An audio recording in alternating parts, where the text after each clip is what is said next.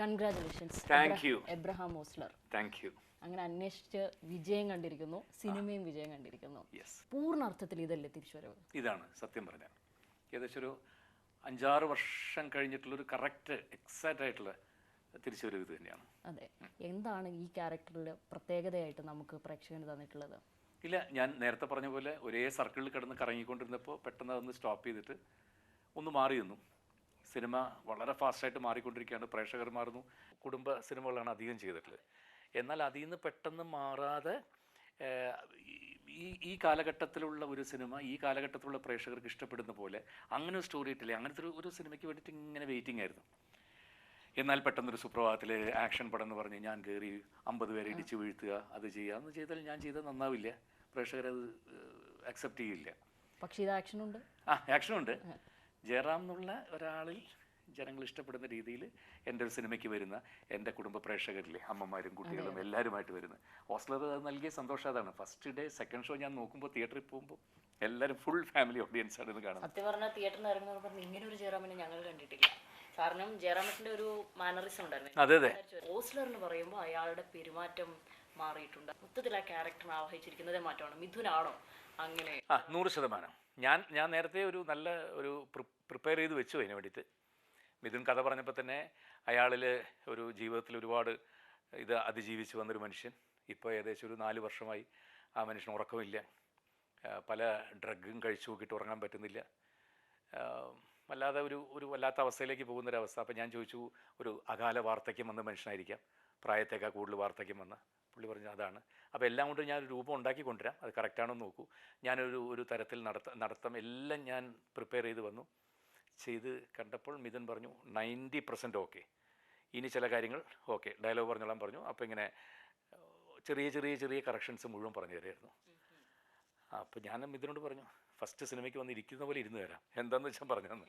ആദ്യത്തെ ഒരു ദിവസം പറഞ്ഞുള്ളൂ, പിന്നെ അത് കറക്റ്റായിട്ടാണ്. മിഥുൻ ഒരു ഇൻ്റർവ്യൂവിൽ പറയുന്നത് ഞാൻ കേട്ടതാണ്. അതായത് ആദ്യം ഇത് കേട്ടപ്പം ഞാനില്ല മിഥുൻ അങ്ങനെ പറഞ്ഞില്ല.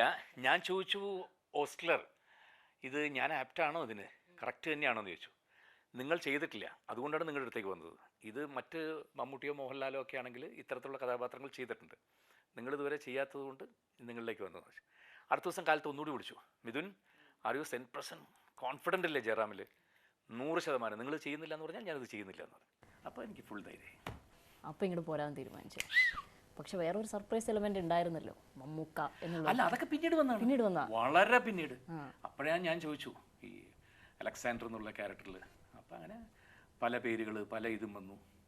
അങ്ങനെയാണ് ഒരു സുപ്രഭാതത്തിൽ യാദൃശ്ചികമായിട്ട് അദ്ദേഹം ഇത് കഥ കേൾക്കുകയും കഥ കേട്ട് കഴിഞ്ഞിട്ട് ഇങ്ങോട്ട് മിഥുനെടുത്ത് പറഞ്ഞു, ഇത് ഞാൻ ചെയ്യട്ടെ എന്ന് ചോദിച്ചു.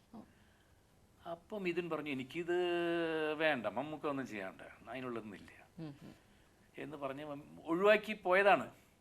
പിന്നീട് എൻ്റെ അടുത്ത് പറഞ്ഞപ്പോൾ ഞാൻ പറഞ്ഞു, ചെയ്യാമെന്ന് പറഞ്ഞ സ്ഥിതിക്ക് ഒന്ന്.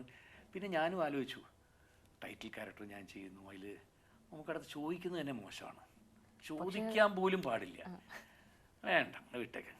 പിന്നെ ഇങ്ങോട്ട് പറയുന്നു ഞാൻ ചെയ്യാന്ന് പറഞ്ഞിട്ട്. അതുകൊണ്ടല്ലേ ഞാൻ പറഞ്ഞത് എനിക്ക് വേണ്ടി ചെയ്തു തന്നില്ലേ മമ്മൂക്കാന്ന് ഞാൻ പറഞ്ഞത്. പക്ഷെ അതിനോട് അതിന്റെ ഗ്രാഫ് ഓയ്യോ എവിടെ പോയി. അതുകൊണ്ടാണ് ഈ റിലീസിന് മുമ്പ് പലരും എൻ്റെ അടുത്ത് ചോദിച്ചു, മമ്മൂട്ടിയില്ലേ, എന്താ പറയാത്തത് ഇത് എനിക്ക് പറയണമെന്നുണ്ട്, പക്ഷെ പറഞ്ഞ പോയില്ലേ ഇത്. ആ സമയത്ത് തിയേറ്ററിൽ ഒരാൾക്ക് പോലും സീറ്റിലിരിക്കാൻ പറ്റില്ല. ഞാൻ എൻ്റെ ഭാര്യയും മക്കളും കൂടിയിട്ട് ഇരുന്ന് സിനിമ കണ്ടത് മദ്രാസിൽ. ഞാൻ പറഞ്ഞു റെഡി ആയിക്കോ. കറക്റ്റ് ആ സമയത്ത് എൻ്റെ ഭാര്യ പിള്ളേ എല്ലാം ചാട്ടിയാണ്. ഞാൻ പറഞ്ഞു ആ സീറ്റിലിരിക്കാൻ പറ്റില്ല. അങ്ങനെ എനിക്ക് ചെയ്യുന്ന സീനായിരിക്കും. ശരിക്കും കരിയറിൽ ആദ്യമായിട്ടായിരിക്കും ഇങ്ങനെ ഒരു വില്ലൻ നമ്മളെ ഫേസ് ചെയ്യേണ്ടി വരുന്നത് അല്ലേ? സത്യം. എന്തൊരു പ്രൗഡാണ്. പിന്നെ അതാണ് ശരിക്കും മലയാളികൾ ഇപ്പം ജയറാമേട്ടൻ്റെ പെർഫോമൻസ് കണ്ട് അന്യഭാഷകളിൽ ഞെട്ടിക്കൊണ്ടിരിക്കുകയാണ്. ഞാൻ പറഞ്ഞു വന്നത് അന്യഭാഷകളിൽ തിരക്കാണ് സത്യത്തിൽ. അപ്പോൾ മലയാളത്തിന് ഡേറ്റ് തരാനുണ്ടോ? അല്ല, അങ്ങനെയില്ല. നമുക്ക് നന്നായിട്ട് ഇനിയിപ്പോൾ എനിക്കൊരു കോൺഫിഡൻ്റ് ആയി, എനിക്കൊരു സ്റ്റാൻഡ് കിട്ടി, പിന്നെ ഓക്കെ ഗ്രീൻ സിഗ്നൽ കിട്ടിക്കഴിഞ്ഞില്ലേ, ഇനി വെയിറ്റ്, നല്ല പ്രോജക്റ്റ് നന്നായിട്ട് ചെയ്യാൻ പറ്റും. എനിക്കതിൻ്റെ ഫുൾ കോൺഫിഡൻസ് ആയിപ്പോൾ. മക്കളെ സെറ്റിൽ ചെയ്തിരിക്കുകയാണ് രണ്ടുപേരുടെ നിശ്ചയം കഴിഞ്ഞു. കല്യാണം ഈ വർഷമാണ്, മോളുടെ മെയിലും മോൻ്റെ ഏകദേശം സെപ്റ്റംബർ. വലിയ വർഷമാണ്. അപ്പോൾ അതാണ്, ഒരുപാട് ബാധ്യതകളും ഒരുപാട് എല്ലാം ഉള്ള വർഷമാണ്. ടെൻഷനും സന്തോഷവും എല്ലാം. അതിനൊക്കെ ആശംസകൾ എന്തായാലും.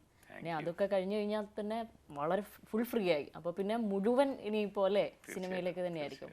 അപ്പോൾ നിങ്ങൾക്ക് അതിന് എല്ലാവിധ ആശംസകളും. Thank you so much. Thank you Shyamili. ഇത്രയും നേരം സ്പെൻഡ് ചെയ്തതിനും thank you so much. Thank you Mathrubhumi ന്യൂസിലെ എല്ലാ പ്രേക്ഷകർക്കും ഞങ്ങളുടെ ടോട്ടൽ എബ്രഹാം ഹോസ്ലറിൻ്റെ ഒരുപാട് സ്നേഹം. ഇത് കണ്ടുകൊണ്ടിരിക്കുന്ന എൻ്റെ പ്രേക്ഷകരോടും പറയാനുള്ളതാണ്, ഒരു ബ്രില്യൻ വർക്കാണ് മിഥുൻ മാനുവലിൻ്റെ. സോ ഒരു തിയേറ്ററിൽ തന്നെ പോയി എക്സ്പീരിയൻസ് ചെയ്യേണ്ട സിനിമയാണ്. ഒരുപാട് സ്ഥലങ്ങളിൽ നിങ്ങൾക്ക് കൈയടിക്കാനും, ചില സ്ഥലങ്ങളിൽ ഈ ഗൂസ് ബംസ് ഒക്കെ പറയുന്ന പോലെ ചാടി സീറ്റിൽ നിന്ന് എണിച്ച് നിന്ന് കൈയടിക്കാൻ തോന്നുന്ന ഒരുപാട് നിമിഷങ്ങൾ സമ്മാനിക്കുന്ന ഒരു സിനിമയാണ്. തിയേറ്ററിൽ തന്നെ പോയി കാണുക. Please watch. നിങ്ങളുടെ നല്ല ഒപ്പീനിയൻ അറിയിക്കുക. Thank you so much.